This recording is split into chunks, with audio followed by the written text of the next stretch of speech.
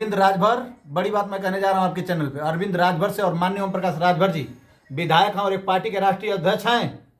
जिस प्रकार से चौहान समाज को साइकिल समेत खाई में फेंक देने का काम किया गया था उपचुनाव में, आप देखे होंगे। इस बार चौहान समाज का बेटा पवन चौहान भी लड़ रहा है वहां पे चुनाव। अगर लड़ गया पवन चौहान, वाकई में पृथ्वीराज का वंशज है वो, तो ये मैं बता रहा हूं कि अरविंद राजभर से ज्यादा वोट पवन चौहान ले आएंगे अगर चुनाव लड़ जाते हैं, लास्ट तक रुक जाते हैं मैदान में। तो ये जो छोटे छोटे मंच बना के पवन चौहान की बात करें, आप बद्रीनाथ की बात करें, तो ये वो तो कल मेरी बात हुई थी तो वो इंटरव्यू में बोले हैं कि ये छोटे छोटे मंचों का कोई मतलब नहीं है, सबसे बड़ा मंच तो मोदी जी का है और जनता मोदी जी के साथ है। यही बात उनको खा जाएगी। छोटे छोटे पवन चौहान को, चाहे हर दल को बोल रहे हैं, पवन चौहान के दम पर, उनके समाज के दम पर घोसी में लात रखे हैं, समीकरण को मिलाकर साधना चाह रहे हैं। ये सब पवन चौहान के समर्थक नौजवान साथी भी सुन रहे हैं। इस चीज को भापने का काम करेंगे और जवाब देने का काम करेंगे। उसी दिन चुनाव हार गए माननीय ओम प्रकाश राजभर जी और उनका बेटा। जिस दिन उन्होंने कहा कि नौजवान जो बैठे हैं धरने पे अपना हक अधिकार मांग रहे हैं वो लात खाने के लायक हैं, उसी दिन नौजवान उनकी झोली से खिसक गया, चाहे वो किसी समाज का हो, राजभर समाज का हो या किसी समाज का हो। अगर बात करें जहां राय साहब टिकट पाए हुए हैं समाजवादी पार्टी से, तो राजभरों की बात करें तो कितना घुसपैठ बनाने में कामयाब रहेंगे आप लोग घोसी के राजभरों में? बनाने की जरूरत नहीं है। वहां के समाज के लोग समझ चुके हैं कि बाहरी आ रहे हैं, जीत रहे हैं, चले जा रहे हैं। जिस तरीके से घर के लाल को जिताने का नारा लगा था, आज भी वो नारा जिंदा है। आज भी जिंदा है कि घोसी का जीतेगा। जो दुख मुसीबत में खड़ा होगा, मलेशिया में बच्चे फंसते हैं तो राजीव राय खड़े होते हैं। राजभर के कुछ लोगों के आग लगे राजीव राय, कटास लगे तो राजीव राय, किसी दुख में राजीव राय। और चुनाव के समय कुछ नेता को मालूम चलता है कि हमारे समाज की तादाद, हमारे समाज के लोग घोसी में रहते हैं, सिर्फ चुनाव बीत जाने के बाद नहीं। लेकिन देखा जाए तो अरविंद राजभर जो है, उनके पिता इस समय मंत्री हैं, तो पलड़ा तो भारी उनका दिख रहा है। और वो गिनाते भी हैं, वो कहते हैं कि चाहे मौर्य हुआ, चाहे यादव हुए, चाहे राजभर हुए, सारे लोगों को गिना देते हैं कि वो उनके साथ चुनावी मंत्री हैं। चुनाव से 4 दिन पहले बनाए गए हैं। अगर घोसी हार जाते हैं और पूर्वांचल से सीट हार जाते हैं तो चुनाव के 4 दिन बाद मंत्री पद से हटा भी दिए जाएंगे। ठीक उसी तरीके से जिस तरीके से पूर्व में इसी सरकार में कैबिनेट मंत्री वो बनाए गए थे, इसी सरकार में कैबिनेट मंत्री बनाए गए थे, लेकिन आरक्षण का बहाना करके ना जाने क्या करके सेटिंग नहीं बैठी, छोड़कर भागने का काम किए। लास्ट में स्थिति ये आई कि जहुराबाद में 3 साल 4 साल दौड़ियाने का काम किए और जहुराबाद की जनता को ये बताए, दृश्य काम कुछ नहीं है जहुराबाद में, मैं जहुराबाद से हूं, ये सिर्फ बताया कि मैं आप लोगों के आरक्षण के लिए, हक अधिकार के लिए मंत्री पद को लात मार के आया हूं, आपका विधायक। तो जहुराबाद की सम्मानित जनता ने फिर से गठबंधन से ही सही जिताकर माननीय ओम प्रकाश राजभर जी को सदन में भेजा और इस बार मंत्री बनकर जहुराबाद में आएंगे तो विधायक नहीं बन पाएंगे। जहुराबाद को सिर्फ और सिर्फ ठगने का काम किया है माननीय विधायक ओम प्रकाश राजभर जी। तो समझ लीजिए कि अरविंद राजभर जी का क्या हाल होगा। आप लोग की पूरी टीम काम कर रही है, बिल्कुल करेगी। पूर्वांचल में, हम लोग पूर्वांचल से आते हैं, तो पूर्वांचल में लगभग क्या स्थिति रहेगी समाजवादी पार्टी या इंडिया गठबंधन की?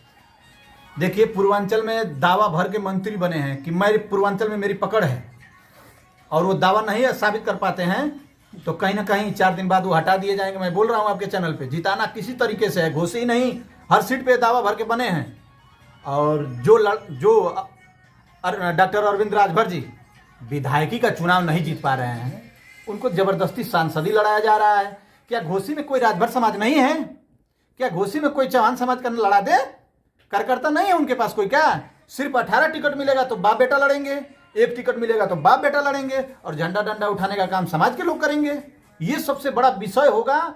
जिस दिन अपने बेटे को प्रत्याशी बनाए उसी दिन चुनाव बहुत ज्यादा अंतर से माननीय ओम प्रकाश राजभर जी ने हारने का निर्णय लिया था। घोसी में कुछ चौहान के ऐसे संगठन हैं जो खुलकर सामने आए, वो नाराजगी जाहिर की है कि चौहान समाज का कोई ऐसा व्यक्ति नहीं मिला किसी भी पार्टी को जिनको पार्टी ने टिकट नहीं दिया। तो इसका प्रभाव सपा को ज्यादा पड़ेगा या ओम प्रकाश राजभर के लड़के को? चौहान समाज पृथ्वीराज चौहान के वंशज हैं और सपा ने हमेशा सम्मान किया है, हमेशा चौहान समाज का जब भी टिकट देने का काम किया है। देखे होंगे आप, लगातार 1-2 बार। अब चुनाव किस कारण से न जीता गया मैं उस पर नहीं जाना चाहूंगा, लेकिन सम्मान चौहान का हमेशा समाजवादी पार्टी सम्मान करती है और करती रहेगी। उसी घोसी से समाजवादी पार्टी ने ही पूर्व विधायक माननीय दारा चौहान को लड़ाने का काम किया था, वो चौहान का सम्मान था। समाजवादी पार्टी ही जहुराबाद से महेंद्र चौहान को लड़ाने का काम किया, रसना से महेंद्र चौहान को लड़ाने का काम किया। पूर्वांचल में समाजवादी पार्टी से ज्यादा चौहान समाज का कोई सम्मान करने वाली पार्टी नहीं है तो बता दीजिए 2 विधायक जो पूर्वांचल में लड़ाए हों भारतीय जनता पार्टी के लोग। जो आप हुंकार भर रहे हैं, लेकिन मऊ से ही 3 मंत्री दिया है भारतीय जनता पार्टी ने, क्योंकि AK शर्मा की बात कर लें, चाहे ओम प्रकाश राजभर की बात कर लें, चाहे दारा सिंह चौहान, जब ये 3 मंत्रियों का काफिला भिड़ेगा तो फिर समाजवादी पार्टी के प्रत्याशी का क्या हाल होगा? आपकी भाषा में मैं जवाब दे रहा हूं। 40 मंत्री जब उपचुनाव में कुछ उखाड़ नहीं पाए तो ये तो दल बदलू 3 मंत्री क्या उखाड़ लेंगे? 40 मंत्री, 2 उप मुख्यमंत्री, खुद मुख्यमंत्री जी। अब 3 की बात कर रहे हैं, मैं 40 की बात कर रहा हूं, समझिए लॉजिक को। 3 की बात मत करिए।